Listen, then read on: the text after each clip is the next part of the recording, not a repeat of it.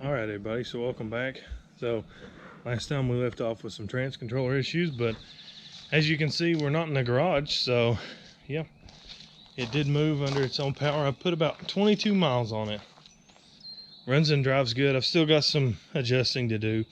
I've got a spacer coming for the carburetor, and I've got a catch tank or catch can for the PCV system. Let's see, let's go over here. Tires need to be balanced probably, but they really, in all honesty, probably just need to be replaced. I have no idea how old they are. Let's see. The dot is 10, I think, maybe. The DOT number on them. So, excuse me. I went ahead and actually made a new bezel piece. What I wound up having to do with this thing, I had to order new connectors. You can kind of see the plastic of them. I had to order new connectors for the solenoid and the output shaft speed sensor and some new pins. So I had to get a Molex pin tool as well. The reason I remade this was that kick out is a little further back, and you know, out here in the sun it doesn't quite match, but it's still as close as I could get, unfortunately. So yeah, anyway, like I was saying, I had to repin the connectors. The pins or the connectors were where they locked together. Something was wrong there, so I goofed it up and I had to fix it. But the transmission shifts great. I actually had to put a window motor in this side as well. That's about all I've done on the interior. Let's walk over here. I didn't unlock it. Oh, it's all right. We got keys. Let's see. Oh, I was gonna put the, yeah. Let's look under here. Like I said, I put about 22 miles on it. The carburetor needs some adjusting. It's really, I mean, it's good mid-range, and sorry, it's pretty good mid-range, but down low, especially with the choke on, it wants to flood. So I got to do some research on that. I wonder if I shorten the choke up, the time the choke's open, if that would help the choke. You know, where it's trying to flood to death with the choke on. I've leaned out the idle mixtures, and I had it to where it would idle cold the other day. I had it saline, but I don't know. And then ultimately, that's maybe what it wants, and it may require a metering rod change. I just really don't know. So, you know, I'm gonna do some research on that. I've got a catch can coming for it. I have not decided where to mount it. Looking over there, looking at some places over there, and where the factory air box goes, that might be a good place, you know. But the thing is, this mount is all made into one, so I can't remember the dimensions of it, but when it gets here, we'll find a spot and put it on.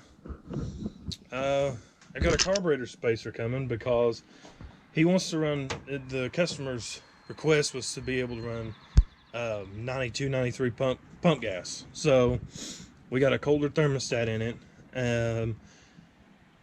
And I lost my train of thought here. Oh yeah. With the problem with pump gas anymore is most of it's got at least 10 or 15% ethanol in it. So ethanol really doesn't like heat. It tends to vapor lock and boil really quicker, or at a lower temperature, let me say that, at a lower temperature than just straight gas. So got a spacer, I think it's plastic, but anyway, yeah, I think it's plastic, but it's really good really good barrier from the motor and intake. It's a really good barrier to stop that heat transfer to the carburetor to keep it from percolating gas. Percolating, however you say it. So, yeah, because like right now, where I just drove it about 10 miles. If I hop in it to start it, I'd say it's flooded, so I'd have to hold it down a little bit and make it start. What else? Oh yeah, I had to change the belt tensioner again because it was running off the alternator. So I really wish that I could find a small pump delete, but they don't make them. They just don't make them. So, I don't remember if I showed this or not. Here's the vacuum line. It's kind of routed a little weird, but it goes right here. You can kind of see where it goes to the carburetor, I think. I think I'm catching it. Yeah, you can see where it goes into the carburetor. Yeah, just need to get the spacer on it and the catch can, and probably put about 28 more miles on it. I'd like to put about 50, change oil again, and fix the bill, and hopefully it's out of here.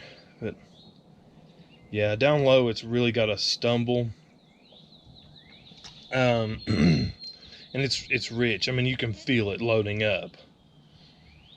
But I mean, I actually, and also, just in case anybody's wondering, I did take it apart. I cleaned the needle and seat, and I adjusted the fuel float level, so that's all proper. I think oh crap, I can't remember what Edelbrock specifies they want the float level to be at. They give us a 16th or 32nd inch, but for the life of me, I can't remember what it is. And also how far it tilts down. So they give both of those, and I measured and adjusted accordingly. So just really need to get the richness off idle, or at idle. Really need to get that sorted. And it may require a metering rod change or a jet change, for all I know. Like I said, I'm really more used to Holley carburetors, so it's not really an excuse.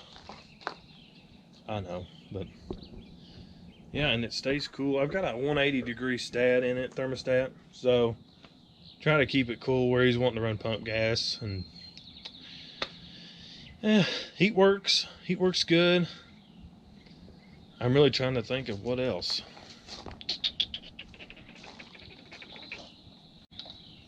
It's cooled off enough. Yeah, it's sucked down some more antifreeze.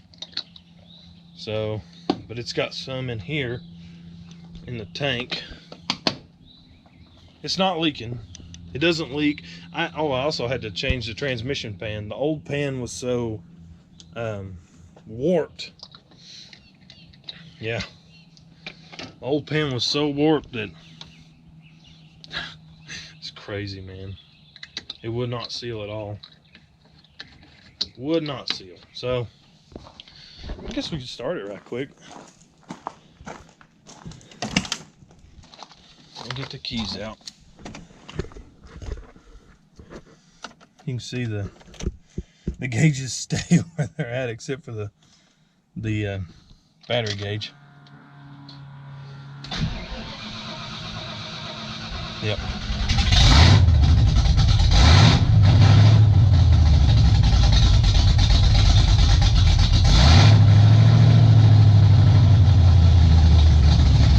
There's oil pressure.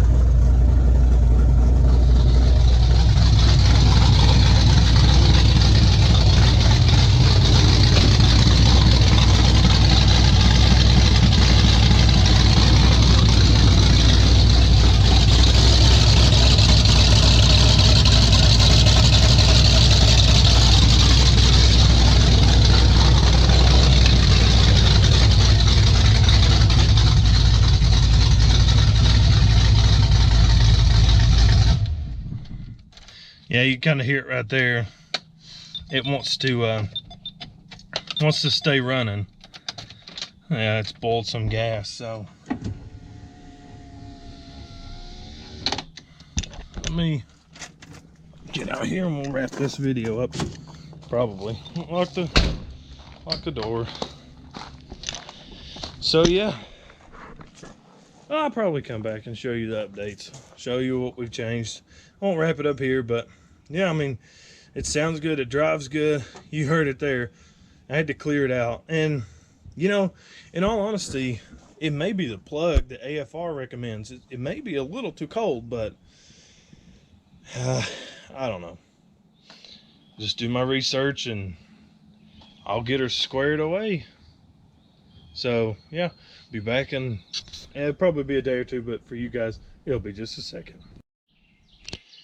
All right, so just real quick, just wanted to show you, I got the catch can for the oil on there. Actually drilled into this and tapped it so that way it's mounted nice and secure.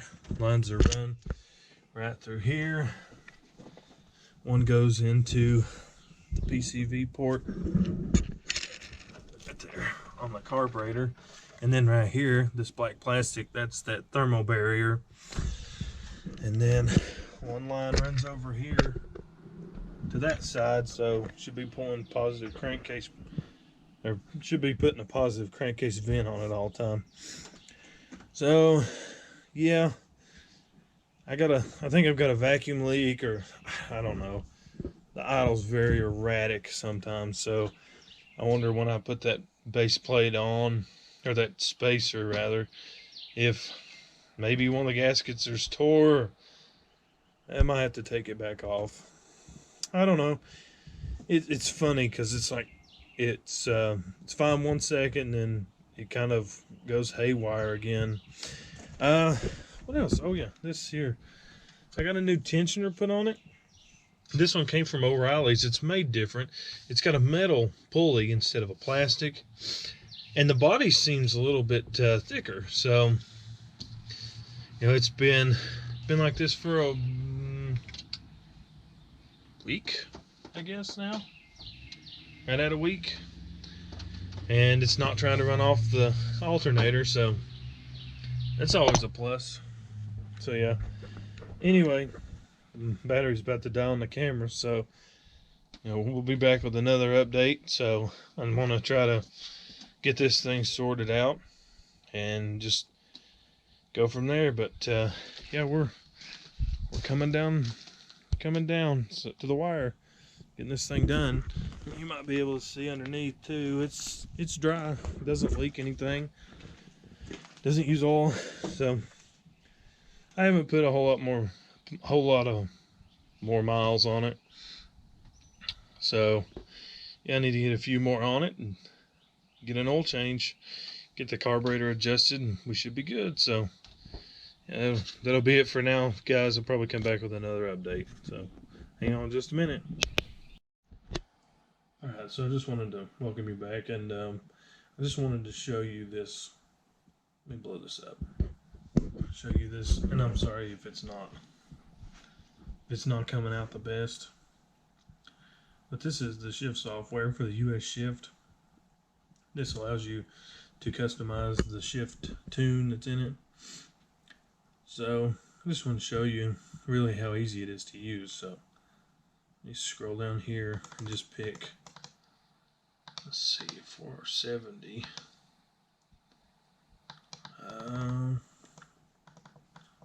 There it is, early 40. So this is just the factory tune, so to speak, shift tune. So as you can see, you can follow it along. This is, it'll show, like you see right there. It'll show, I hope you guys can see that. I've kind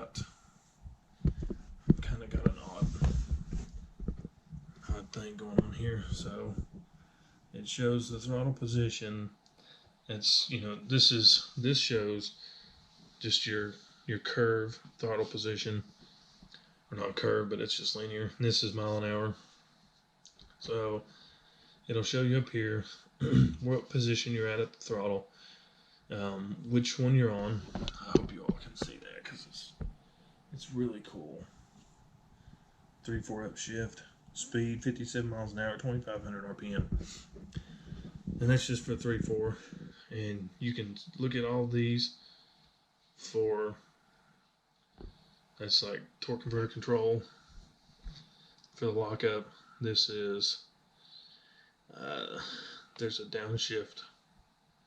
And if you want to just look at them, you can go over here. There's check boxes. Say I just want to look at 1, 2 up and 2, 1 down. I can unclick all these boxes, and then it's going to show me shift points for 1, 2 shift and 2, 1 down shift. So 15% throttle, or 10% throttle, I'm sorry. Right there you can see 1, 2 up shift speed is 11 miles an hour, 1300 RPM. That's just the factory tune. So you can play with this. You just click on it and you can move that up and down just to wherever you want. Now they have, you can detach them over here. That's select pair. You can detach them and make them up and down shift separate. You can change it in their own manual though, if I remember the right page.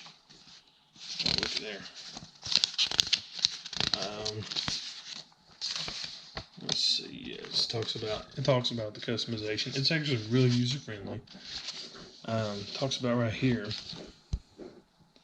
how to avoid errors. So at one point, it's very important that the upshift and downshift curves for a given gear do not cross.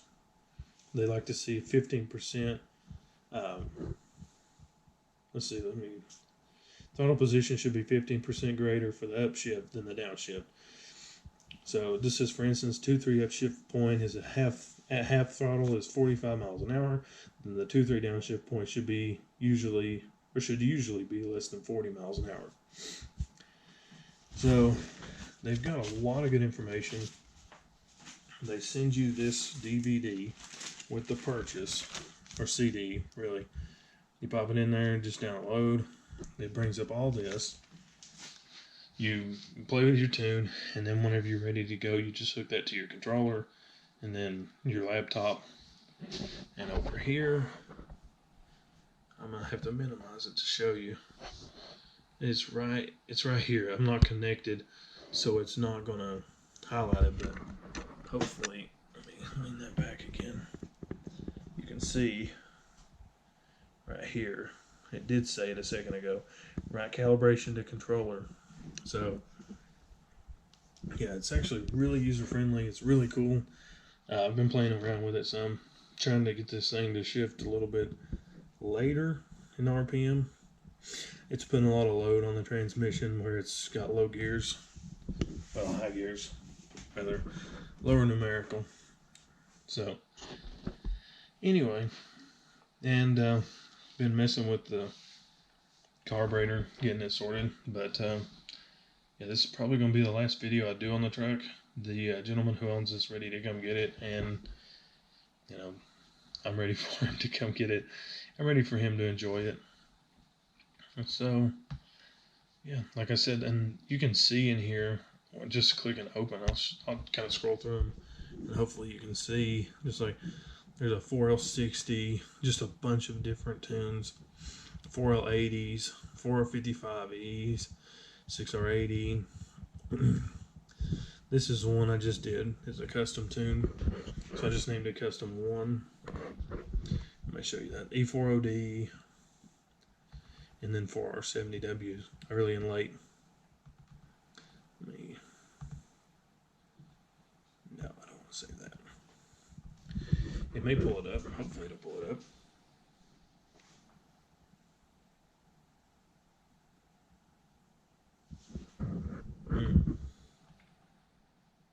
That's weird. So apparently, well, that's strange. So anyway, it was here earlier, but it was just some tweaking off the factory tune just to raise shift points. And also, it's not here now. So let's see. Let me just go back in here and show you this real quick. I guess it'll work for any. don't see it. It's got this stupid thing here. That thing drives me up the wall. It's right. It just blocks everything. So you go click in the settings here, and it'll bring up what transmission you're working on. You can look at the gears. You can look at throttle position sensor. You can look at speed sensor gearing, 2-wheel, 4-wheel drive options, the range sensor, flex shift. You know, I think you can do several tunes.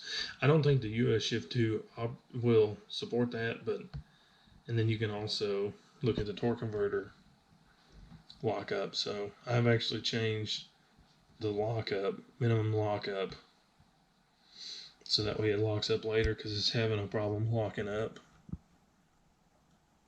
So yeah, that's about it. So yeah, thank you guys for watching, and hopefully we'll have an update on the full-size truck soon, my full-size Blue Ram.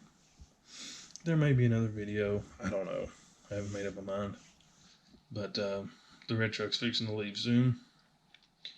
Hope you guys are staying safe. Thanks for watching, and see you guys next time.